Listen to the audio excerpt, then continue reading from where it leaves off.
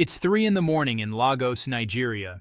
The city sleeps, but inside a call center, the night is alive with voices. Bola, a young agent, handles a call from an irate customer in Ohio. She follows her script, but the customer only grows angrier. Across the world in Manila, Miguel, a Filipino agent, is on a similar call. His English is warm, his tone gentle. The customer calms, thanks Miguel, and leaves satisfied. The difference? Empathy, not just language. In Lagos, the manager hears Miguel's call and is struck by its warmth. He plays it for his team. They realize they've been so focused on sounding professional, they forgot to sound human. This is the story of how a single call sparked a quiet revolution, teaching Africa to speak English with a Filipino soul. Meet Iyo, a respected English teacher in Lagos, known for his discipline and precision. For decades, his students left with flawless grammar and accents, landing good jobs. But Iyo feels something is missing. His students speak perfectly, but their words lack warmth. He watches them, technically brilliant, emotionally distant. Language, he believes, should connect people, not build walls. A parent-teacher meeting changes everything. A mother, warm in Yoruba, turns stiff in English. Iyo realizes he's been teaching his students to wear a mask, hiding their true selves behind perfect English. The heartbeat is missing. Driven by doubt, Iyo searches for a new way. He scours the internet for English with emotion. He finds nothing, until he stumbles on a video, Why Filipino Call Center Agents Are Loved by Customers.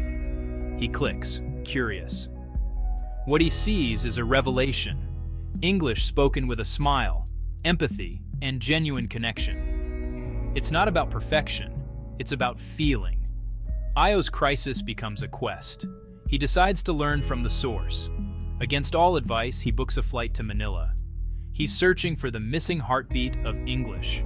Sometimes, to find what's missing, you have to leave everything you know behind. Iyo is about to discover a new way to teach and to speak. In Manila, Iyo is surrounded by English, spoken everywhere, full of warmth and personality. He joins a call center training, the only foreigner in the room, focused on grammar at first. But trainers Liza and Ben teach empathy, not just phonetics.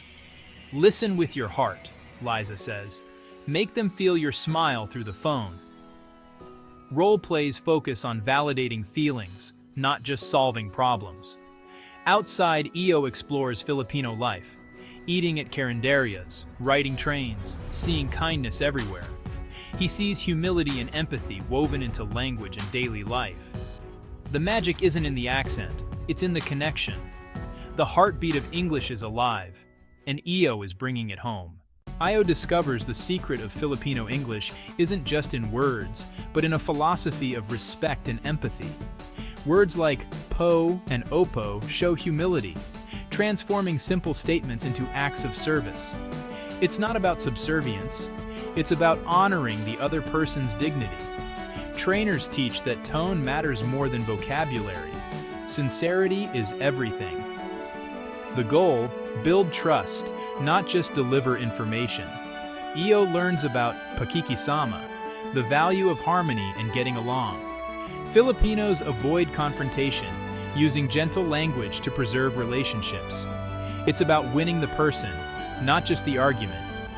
Filipino English fuses global utility with local warmth. For Iyo, it's not broken English, it's humanized English. He's found the heartbeat he was searching for. Iyo returns to Lagos, transformed. His classroom, once focused on drills and perfection, now feels cold. On his first day back, he greets his students with a genuine smile.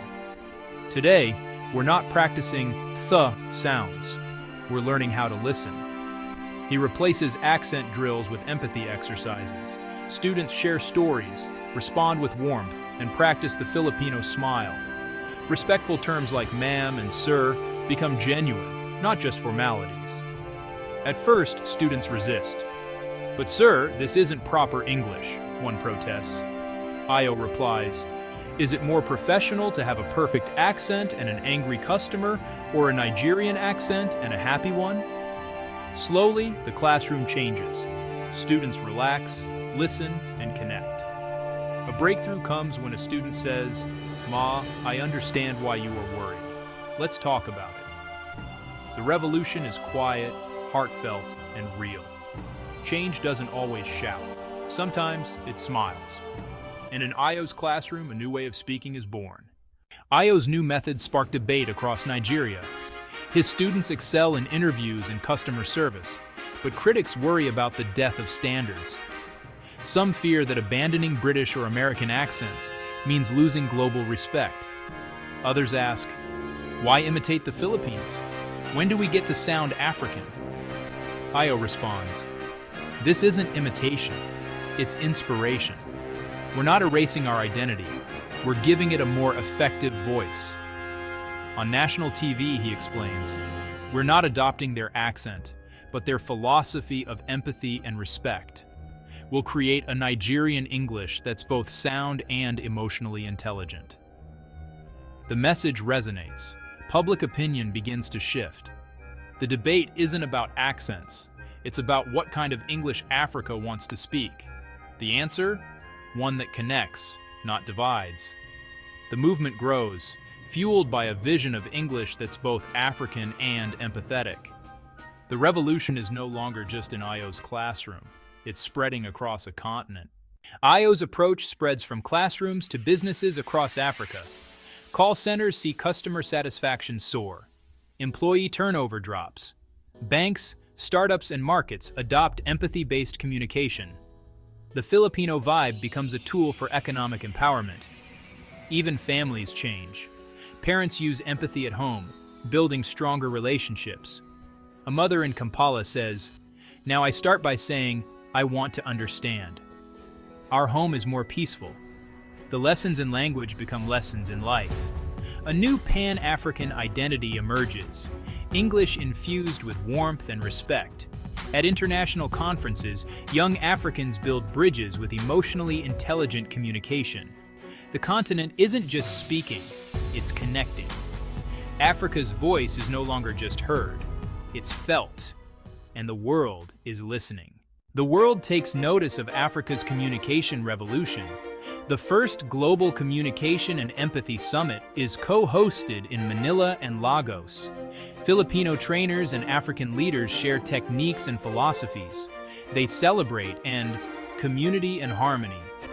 The Manila-Lagos Accord on Empathetic Education is signed, launching exchange programs and joint research. It's not about one accent dominating, but about a tapestry of empathetic voices. Ayo, now a leader, signs the accord with pride. New language apps and university programs are born from this partnership. The bridge between Africa and the Philippines is now a two-way street. The alliance is built on a shared desire for human connection. The world watches, inspired by this powerful collaboration. Years later, Ayo watches his former student Kemi deliver a keynote at an international conference. Kemi's English is clear, warm, and uniquely Nigerian, no longer a copy of any accent. He shares how empathy, not argument, leads to agreement. Respect is a universal language, Kemi says. Ayo sees the subtle warmth, the inclusive language, the genuine connection. Kemi isn't performing empathy, he is empathetic. Ayo realizes the journey has come full circle. Africa didn't borrow a style, it rediscovered its own strength. Language is now a bridge, not a barrier. Young leaders from every continent are inspired and connected.